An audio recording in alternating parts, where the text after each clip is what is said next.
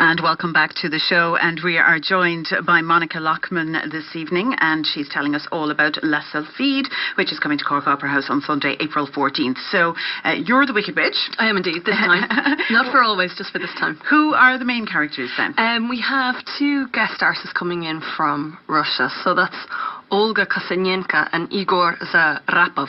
I'm glad you said it instead of me. I know. It's a bit of a tongue twister, but they're lovely dancers. She's a good friend of mine. So she's the Sylph, so she's the main female role, and then he's the main male role. His name is James in it. And then there's an Irish girl playing Effie, which is his bride. So he's supposed to marry her, Effie. He doesn't. At the last minute, he does a legger and runs off with her. So he runs off with the Sylph because he's naughty.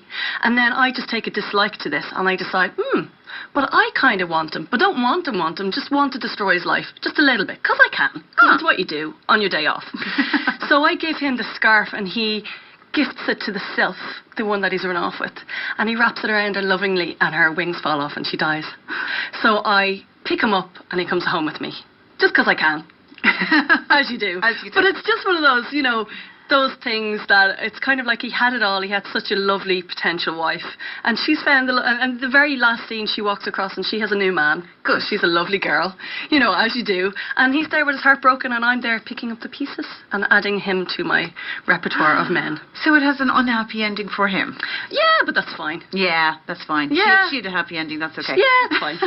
They all got what they deserved, I think. And actually, in case people think that you're just totally giving it all away. Yeah, that's okay. With ballet, that's okay. Isn't it? Because you wouldn't do that if we were talking about a movie. But no. I found that when I've gone to see the ballet, unless I know the story in advance, I'm kind of a little bit lost. I don't quite I can get understand it then. that. Yeah, and one thing funny about this ballet is the more and more I've learned about it, because my first time I saw it, I was 14, was that the Sylph, she's like hundreds of years old, and she's been watching him. There's a scene in where she goes, I've been watching you hunt since you were a child, and I'm like, really? Like, some of it's really random, but it's great fun. Like, there's a great vibe to it. The dancers love dancing it. Like, the first act is so powerful, and there's a dance in it called The Reel. It's a Scottish dance. It's 6 minutes long, and I mean, it's a killer, but it's fantastic, and the girls and the boys love dancing it. And then the second act is just so subtle, and it's all the nuances, and it's like being transported into a different world. So it's almost like going to see two ballets.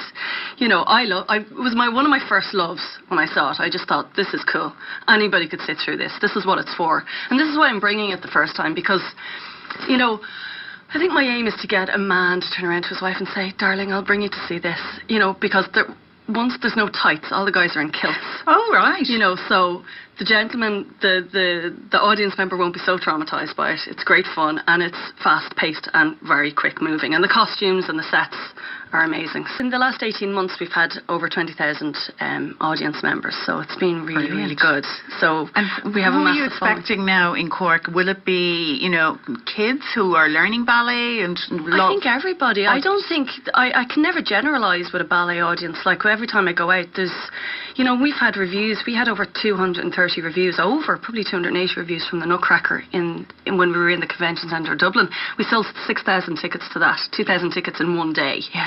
And the reviews were from men and women, all types of people saying that children were dancing in the audience, men saying they'll never be afraid to go to a ballet again, that they were, blown away and they're sorry they didn't go before, and another man saying he thought he was in Russia. It was superb. Like, I remember coming out, little kids just dancing. I was dancing the Arabian, and a little girl was in the audience dancing away with me. Yeah. It's just brilliant. So it's for everybody and all age groups.